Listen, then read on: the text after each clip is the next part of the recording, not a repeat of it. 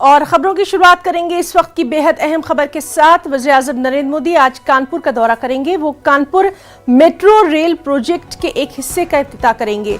IIT Kanpur से मोती झील तक 9 किलोमीटर का हिस्सा मुकम्मल हो गया है। वज़ीर-ए-आज़म कानपुर मेट्रो रेल प्रोजेक्ट का मुआयना करेंगे। वो आईआईटी मेट्रो स्टेशन से गीतानगर तक मेट्रो की सवारी भी करेंगे। कानपुर में मुकम्मल मेट्रो रेल प्रोजेक्ट की कुल लंबाई 32 किलोमीटर है और इसे 11,000 करोड़ रुपए से ज्यादा की लागत से बनाया जा रहा है। वज़ीर-ए-आज़म मोदी आईआईटी कानपुर के तक़सीम इस्नाद तक़रीब में भी शिरकत करेंगे। पीएम बिनापन की मल्टी प्रोजेक्ट पाइपलाइन प्रोजेक्ट का इफ्तिताह करेंगे। नरेंद्र मोदी आज कानपुर के दौरे पर हैं। सबसे पहले आईआईटी के दीक्षांत समारोह में शिरकत करेंगे। उसके बाद आईआईटी मेट्रो स्टेशन पर पहुंचकर वहां पर लगी प्रदर्शनी, जो मेट्रो की प्रदर्शनी है, उसे देखेंगे। वहां से आईआईटी मेट्रो स्टेशन से गीतानगर मेट्रो स्टेशन तक सफ़र करेंगे। उसके बाद वो जनसभा स्थल यानी कि निराला नगर मैदान पहुंचेंगे। मैं इस वक्त निराला नगर मैदान में हूँ। जिस तरह से आप देख सकते हैं कि कितनी बड़ी यहाँ पर जो है तैयारी की गई है। नरेंद्र मोदी की जो सभा है यहाँ पर संबोधित करेंगे जिसे, वहाँ पर किस तरह से इंतज़ाम किए गए हैं। ये वाटरप्रूफ पंडाल भी यहाँ पर लगाया गया, क्योंकि जिस तरह से आज मौसम यहाँ कानपुर का थोड़ा सा बदला हुआ है। यहाँ पर हल्की बारिश अभी से हो रही है। यहाँ पर नरेंद्र मोदी तकरीबन 1:45 पर पहुँचेंगे और जनसभा को संबोधित करेंगे। कानपुर से संदीप सविता, न्यूज़ 18 उर्दू। और कानपुर में पीएम मोदी के जलसे में चाय बेचने वाले एक शख्स ने अजीबोगरीब ख्वाहिश का इजहार किया। मुजफ्फरपुर बिहार के अशोक कुमार की ख्वाहिश पीएम मोदी को चाय पिलाने की है। अशोक कुमार का कहना है कि वो कम से कम एक मर्तबा पीएम मोदी को अपने हाथ से चाय बनाकर पिलाना चाहते हैं और यही वजह है कि वो पीएम के तमाम जलसों में जाते हैं, ताकि एक दिन पीएम मोदी उनकी चाय पी सकें और उनकी देरीना ख्वाहिश पूरी हो जाए।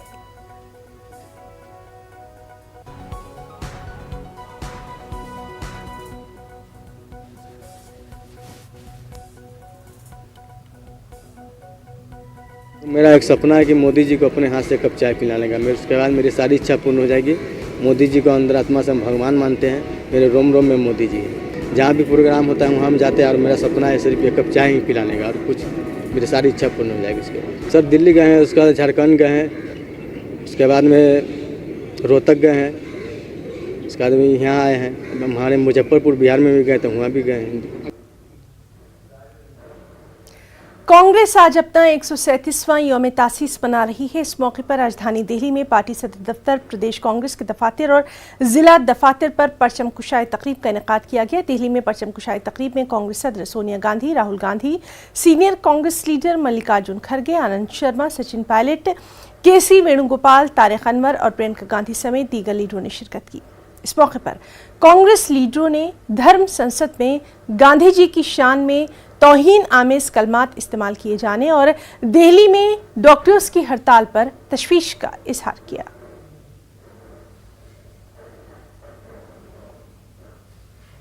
देश में डॉक्टर स्ट्राइक पर हैं, तो मैं आपको याद दिलाना चाहूंगा, जो कोरोना से लड़ने के लिए, कोविड से लड़ने के लिए जो हमारे फ्रंटलाइन वर्कर है, उसको तो मोदी जी और भारतीय जनता पार्टी ने बिठा दिया है। तो आप हमसे जो है पिछले साल जो है फूल बरसाने के लिए जो है उपदेश दे रहे थे, और जब इनकी सही मांगे आप उसको पूरी नहीं कर रहे। तो हमारा मोदी जी से एक रिक्वेस्ट है, पहले तो डॉक्टर लोग की बात सुनिए और नाटक कृपया मत करें। अगर देश के प्रधानमंत्री और जो सत्ता में बैठने वाली पार्टी अगर नफरत फैला दे तो देश कहां बचेगी। आज धर्म के नाम पर शुरू करोगे, कल जात के नाम पर शुरू करोगे, फिर उत्तर भारत और दक्षिण भारत के बीच में लड़ाई छेड़ दोगे। ये जो बांटने वाली राजनीति जो बीजेपी कर रही है, हर एक देश के हर एक नागरिक के लिए बहुत चिंता के विषय है।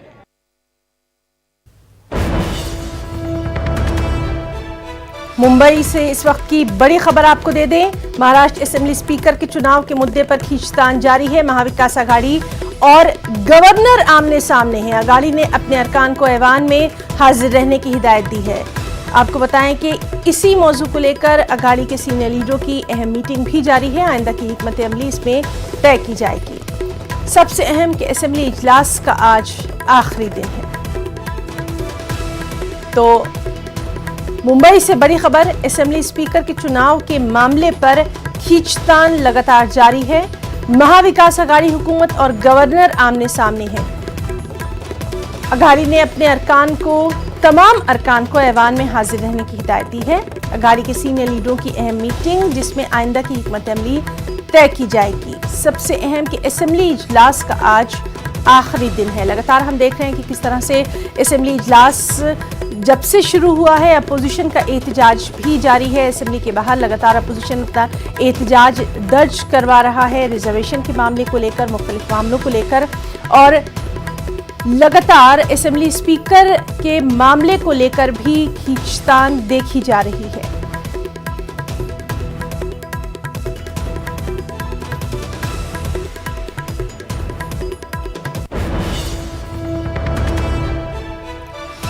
और एक और अहम खबर आपको मुंबई से ही दे दें। बीजेपी लीडर नीतीश राणे को मुअत्तल करने का मुतालबा किया जा रहा है। महाविकास अघाड़ी की मीटिंग में शिवसेना ने ये मुतालबा किया है। काबीनी वजीर आदित्य ठाकरे की तज़हीक करने का ये मामला है। नीतीश राणे ने असेंबली में आदित्य ठाकरे का मजाक उड़ाया था और इसी मामले को लेकर अब महाविकास अघाड़ी की मीटिंग में शिवसेना ने ये मुतालबा किया है कि बीजेपी लीडर नीतीश राणे को मुअत्तल किया जाए। काबीनी वजीर आदित्य ठाकरे की तज़हीक करने के मामले से जुड़ी ये खबर। नीतीश राणे ने असेंबली में आदित्य ठाकरे का मजाक उड़ाया था।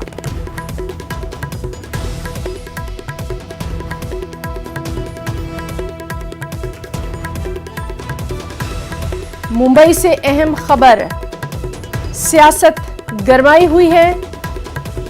बीजेपी लीडर नीतीश राणे को मुअत्तल करने का मुतालबा किया जा रहा है। महाविकास अघाड़ी की मीटिंग में शिवसेना ने यह मुतालबा किया है। काबीनी वजीर आदित्य ठाकरे की तज़हीक करने के मामले से जुड़ी ये खबर।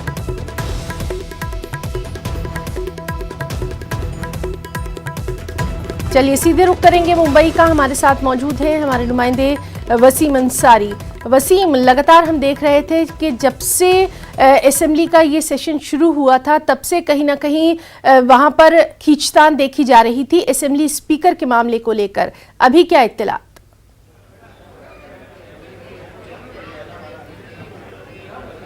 देखिए, आज विधानसभा सत्र का आखिरी दिन है और अब तक विधानसभा को अध्यक्ष पद नहीं मिल पाया है। पिछले 2 सालों से महाराष्ट्र सरकार है और इन 2 सालों में काफ़ी दिनों से जब हमने देखा है कि जो इससे पहले के विधानसभा अध्यक्ष थे नाना पटोले, उन्होंने जब रिज़ाइन किया और उसके बाद वो कांग्रेस के प्रदेश अध्यक्ष बने, उस वक्त से लेकर अब तक ये पद खाली था, जो कि सबसे अहम पद है। तो ऐसे वक्त में विधानसभा चुनाव हो, इसे लेकर कांग्रेस की काफ़ी ज़ोरदार कोशिश शुरू है, क्योंकि उनके सहयोगी पार्टी को भी मनाना उनके लिए एक बड़ा टास्क था। शिवसेना और एनसीपी उनकी सहयोगी पार्टी है। इस एक सहमति बनने के बाद अब विधानसभा अध्यक्ष का चुनाव करना था, इसे लेकर लगातार वो कोशिश में लगी हुई है, लेकिन इसके बावजूद भी ये जो उनके मंसूबे हैं पूरे नहीं हो पा रहे हैं। और आज विधानसभा सत्र का आखिरी दिन है। मैं आपको बताना चाहूँगा कि इससे पहले उन्होंने बाकायदा राज्यपाल के पास इससे अनुमति मांगी थी, उसने पत्र भी लिखा और 2 दिन पहले भी देखा गया था कि जो तीनों ही पार्टी के जो मंत्री हैं वो उन्होंने जाके मुलाकात की थी। उस डेलीगेशन में एकनाथ शिंदे शिवसेना की तरफ से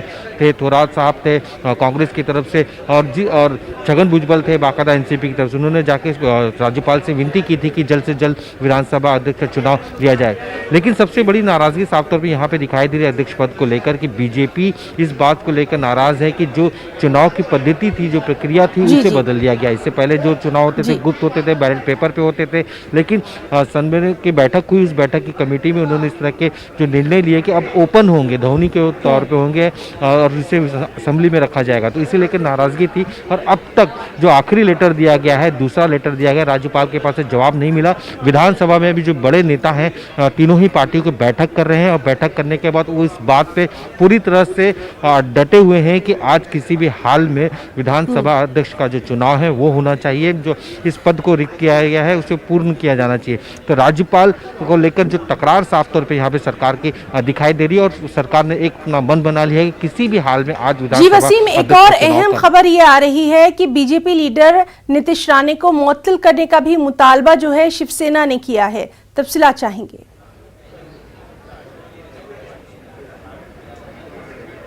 देखिए, नीतीश राणे और आदित्य ठाकरे का जो विवाद है पिछले 2 दिनों से लगातार विधानसभा में चल रहा है। जिस तरह से विधानसभा की जो सीढ़ियां हैं वहाँ पे बीजेपी के जो विधायक आंदोलन कर रहे थे, उसी दौरान जो आदित्य ठाकरे महाराष्ट्र के पर्यावरण मंत्री भी हैं, उसी वक्त वहाँ से गुजरते हैं और ऐसे वक्त में उनका मजाक उड़ाना, कुछ शब्दों का जिक्र करते हुए, तो वो कहीं ना कहीं नाराजगी का सबब बन चुका है। खास करके शिवसेना के लिए इस पूरे मुद्दे को विधानसभा में भी उठाया गया था और निलंबन की मांग की जा रही थी, लेकिन ये मामला विधानसभा के बाहर होने का तर्क दिया जा रहा है। अभी कुछ देर पहले जब हम बीजेपी के प्रदेश अध्यक्ष चंद्रकांत पाटिल, उनसे हमने बात की तो साफ तौर पर यह कहना था कि किसी भी तरह का उन्होंने किसी का नाम नहीं लिया, उल्लेख नहीं किया, महज सिर्फ एक टोपी उड़ाई और जो किसी के सर पर जा बैठी, इस तरह के उन्होंने शब्दों का इस्तेमाल किया, यानी कि पूरा बचाव करने की कोशिश की जा रही है। चंद्रकांत पाटिल के घर पे माफ कीजिएगा, उनके केबिन में विधानसभा में भी बैठक चल रही है इस पूरे मामले को लेकर। नीतीश राणे को किस तरह से आगे की प्रक्रिया होनी चाहिए, उनके जो क्षेत्र है में शिवसेना के विधायक ने बाकायदा उनके तो बहरहाल महाराष्ट्र की सियासत गरमाई हुई है, लगातार इस मामले पर हमारी नजर बनी हुई है। चूंकि आज आखिरी सेशन का दिन है, इसलिए भी ये काफी अहमियत का हामिल हो जाता है। बहुत बहुत शुक्रिया आपका तमाम तर तफसीलात के लिए वसीम। पीजी नीट काउंसलिंग में ताखीर के खिलाफ एहतजाज करने वाले रेजिडेंट डॉक्टरों की पुलिस के साथ झड़प का मामला तूल पकड़ता जा रहा है। Federation of all India medical association ने मुल्क गिर हड़ताल का ऐलान कर दिया है। FAIMA ने इस हवाले से एक प्रेस रिलीज भी जारी की है और बुध की सुबह 8 बजे से मुल्क भर में सेहत की तमाम सहूलतें बंद रखने की कॉल दी है।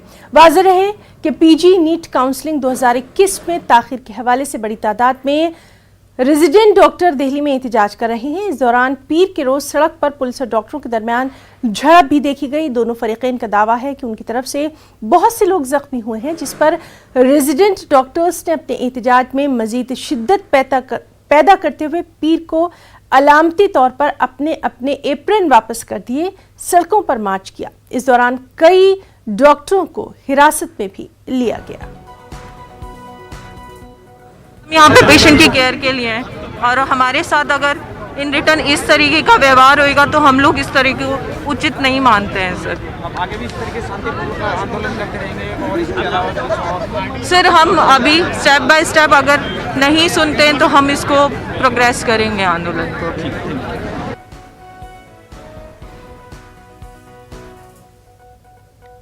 चलिए सीधे रुक करेंगे। दिल्ली का हमारे साथ मौजूद है हमारे नुमाइंदा प्रीति श्रीवास्तव। प्रीति, रेजिडेंट डॉक्टरों की जो स्ट्राइक है उसमें लगातार शिद्दत देखी जा रही है। अभी की हम आपसे ताज़ा सिचुएशन, ताज़ा सूरत हाल जानना चाहेंगे। बिल्कुल हिना, मैं आपको बता दूं कि जो डॉक्टर्स की हड़ताल है ये पिछले लगभग 1 महीने से चल रही है। बीच में जो स्वास्थ्य मंत्री हैं उनके साथ रेजिडेंट डॉक्टर्स की एक बैठक भी हुई थी, लेकिन बैठक जो थी वो बेनतीजा निकली। जो डॉक्टर्स है वो ये मांग कर रहे हैं कि जो नीट की जो काउंसलिंग है उसको जल्दी करवा लिया जाए। उसको लेकर ये डॉक्टर्स जो हैं वो हड़ताल पर हैं। लेकिन कल जो डॉक्टर्स थे वो प्रोटेस्ट कर रहे थे, सुप्रीम कोर्ट जाने का प्रयास कर रहे थे, मार्च निकाल रहे थे। उसके बीच में जो डॉक्टर्स है उसको पुलिस ने रोक लिया, बीच रास्ते में पुलिस ने रोक लिया। उसके विरोध में जो डॉक्टर्स हैं उन्होंने आज पूरी तरीके से जो OPD जो सेवाएं हैं उसको पूरी तरीके से ठप कर दिया है, क्योंकि डॉक्टर्स का ये कहना है कि कल जब हमारे साथ महिला डॉक्टर भी थी तो उनके साथ जो पुलिस थी उन्होंने उनके साथ बदसलूकी की, धक्का मुक्की की गई, जिसके विरोध में जो डॉक्टर्स का जो प्रदर्शन है वो और ज्यादा उग्र हो गया है और जो डॉक्टर्स हैं वो सड़कों पर उतर आए हैं। उन्होंने साफ कर दिया है। प्रीति, आपसे ये भी थोड़ी सी जानकारी चाहेंगे, इस बीच मेडिकल में क्या कुछ सूरत हाल है, क्योंकि लगातार हम देख रहे हैं कि हालात खराब नजर आ रहे हैं कोरोना और ओमिक्रॉन को लेकर। बिल्कुल आप ठीक करेंगे कि जिस तरीके से दिल्ली में की मैं बात करूं तो दिल्ली में जो ओमिक्रॉन के जो केसेस हैं वो लगातार बढ़ते जा रहे हैं और दिल्ली ऐसा प्रदेश है जहाँ मामले आए हुए हैं। लेकिन ऐसे में जब रेजिडेंट डॉक्टर हड़ताल में है तो स्थिति और ज्यादा नाजुक हो जाती है। और साथ ही आज एम्स के जो डॉक्टर्स है, जो एम्स की जो रेजिडेंट डॉक्टर है वो भी हड़ताल में शामिल हो गए हैं। तो ये कह सकते हैं कि दिल्ली के सभी अस्पतालों के जो रेजिडेंट डॉक्टर हैं वो हड़ताल पे हैं और साथ ही सड़कों पर प्रदर्शन भी कर रहे हैं। उनका साफ तौर पे उनका कहना है कि अब जब तक हमारी मांगे पूरी नहीं की जाएंगी तब तक हम काम नहीं करेंगे। जिस तरीके से हमने जब उनसे ओमिक्रॉन को लेकर मामले की बात की कि ओमिक्रॉन के केसेस बढ़ रहे हैं और आप लोगों की भी जिम्मेदारी बनती है, तो उनका साफ कहना है कि अगर नीट की काउंसलिंग नहीं होती है, नए पीजी के जो डॉक्टर बहरहाल तमाम चीज़ों का खमियाजा भुगतना पड़ रहा है एक आम आदमी को, और इसी पर लगातार हमारी भी नज़र बनी हुई है कि क्या आज कुछ बातचीत होती है, क्या आज कुछ मामला आगे बढ़ता है। बहुत बहुत शुक्रिया प्रीति आपका तमाम तफसीलात के लिए। मरकजी सेहत सेक्रेटरी राजेश भूषण और इलेक्शन कमीशन आज उन रियासतों में कोविड की सूरत हाल का जायजा लेंगे जहां अगले बरस के अवाइल में असेंबली इंतखाबात होने वाले हैं। ओमिक्रॉन के बढ़ते हुए मामलात के दरमियान इलेक्शन कमीशन की इस मीटिंग को काफ़ी अहम करार दिया जा रहा है। आपको बता दें कि उत्तर प्रदेश, पंजाब, उत्तराखंड, गोवा और मणिपुर में अगले साल के अवाइल में इंतखाबात होने का इम्कान है।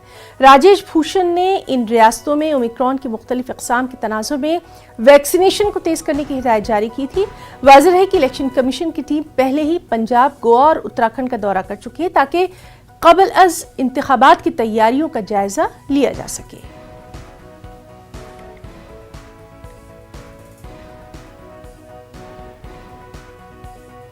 और चलिए सीधे रुख करेंगे हमारे साथी सुशील पांडे का। सुशील, बहुत अहम माना जा रहा है जिस तरह से ये जो ईसी के मेंबर्स की टीम जो है वो उन स्टेट्स का दौरा करने वाली है जहां पर कोविड की सिचुएशन, सूरत हाल कहीं ना कहीं ख़राब मानी जा रही है। इसी पर पूरी तरह से मुनहसिर होगा कि क्या इलेक्शन की तारीखों का ऐलान किया जाए। जी देखिए हिना, निश्चित रूप से जिस तरह ओमिक्रॉन पूरे देश में तेजी से फैल रहा है और कल इस पूरे मामले में बैठक भी हुई है केंद्रीय स्वास्थ्य सचिव की। उन्होंने जो अपनी टीमें हैं उन्होंने कई राज्यों में उन्होंने भेजा है। इलेक्शन कमीशन के साथ जो बैठक होगी उसमें ये जरूर कहीं ना कहीं निकाला जाएगा और उन तमाम राज्यों का भ्रमण किया जाएगा जहां पर फिलहाल चुनाव होने वाले हैं। चूंकि जो चुनाव हो रहे हैं उसमें राजनीतिक रैलियों में जो भीड़ उमड़ रही है उसको लेकर स्वास्थ्य मंत्रालय बेहद चिंतित है और इसी के मद्देनजर वो फिलहाल ये मुलाकात होगी। आज केंद्रीय स्वास्थ्य सचिव जो राजेश भूषण हैं उनकी कई राज्यों से और केंद्र शासित प्रदेश के जो तमाम अधिकारी हैं उनसे भी बैठक होने वाली है। वर्चुअल बैठक होगी, ओमिक्रॉन के मामले पर बैठक होनी है।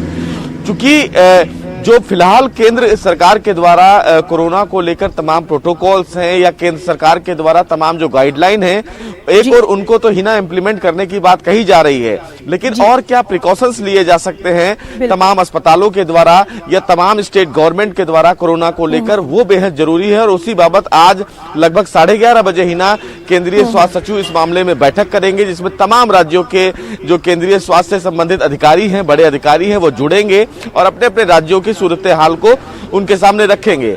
चूंकि देश भर में जो ओमिक्रॉन का संक्रमण है वो बढ़ता जा रहा है। हाल ही में अभी WHO की तरफ से ये भी हिना कहा गया है कि इसका जो वेरिएंट है वो 3 गुना ज्यादा खतरनाक है।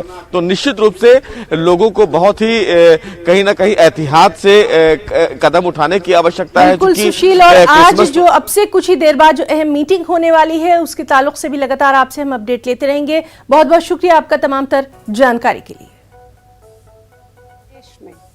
बड़े व्यापक रूप से मना रहे हैं। कांग्रेस केवल एक राजनीतिक पार्टी का ही नाम नहीं है बल्कि एक आंदोलन का नाम है। कांग्रेस की स्थापना किन परिस्थितियों में हुई यह मुझे बताने की जरूरत नहीं है। आजादी के आंदोलन में कांग्रेस और उसके तमाम नेताओं ने बढ़ चढ़कर हिस्सा लिया, संघर्ष किया, जेलों में कठोर यातनाएं झेली और बहुत से देशभक्तों ने अपने प्राणों तक का बलिदान किया। तब जाकर कहीं हमें आज़ादी मिली।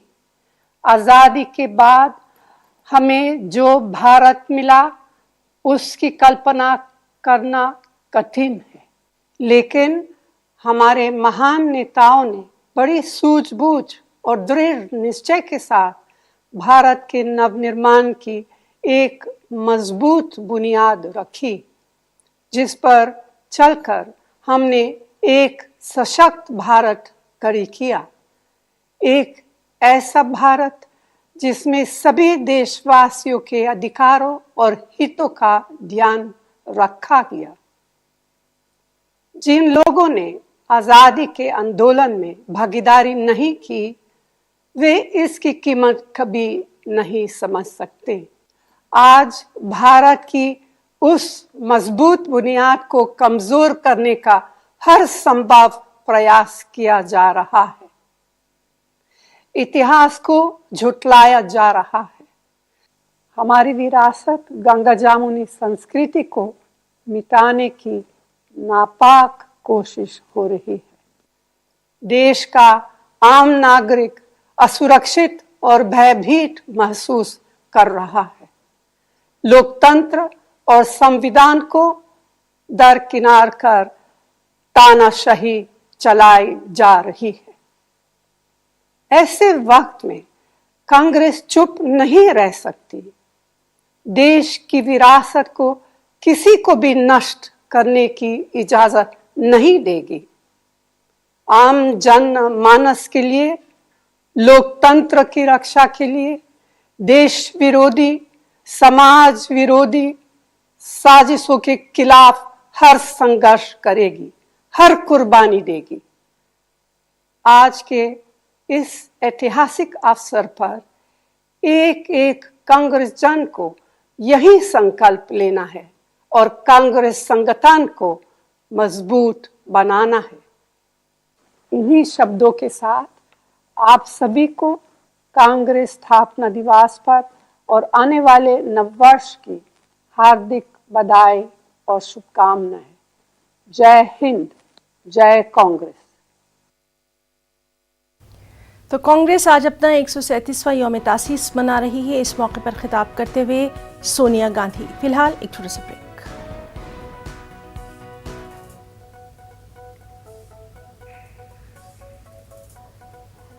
आगे बढ़ेंगे। मुल्क भर में कोरोना के नए वेरिएंट ओमिक्रॉन के मामले तेजी से बढ़ रहे हैं। गुज़िश्ता कल मुल्क भर में ओमिक्रॉन के रिकॉर्ड 150 से ज्यादा नए केस दर्ज किए गए। मुल्क में ओमिक्रॉन मुतासिरीन की तादाद 600 के करीब पहुंच गई है। दिल्ली में ओमिक्रॉन के सबसे ज्यादा 142 मामले दर्ज किए गए। ओमिक्रॉन के बढ़ते मामले को देखते हुए दिल्ली, महाराष्ट्र, यूपी, उत्तराखंड समेत कई रियासतों ने नाइट कर्फ्यू नाफिज कर दिया। कर्नाटक में आज से, वहीं केरल ने 31 दिसंबर से नाइट कर्फ्यू का ऐलान किया है।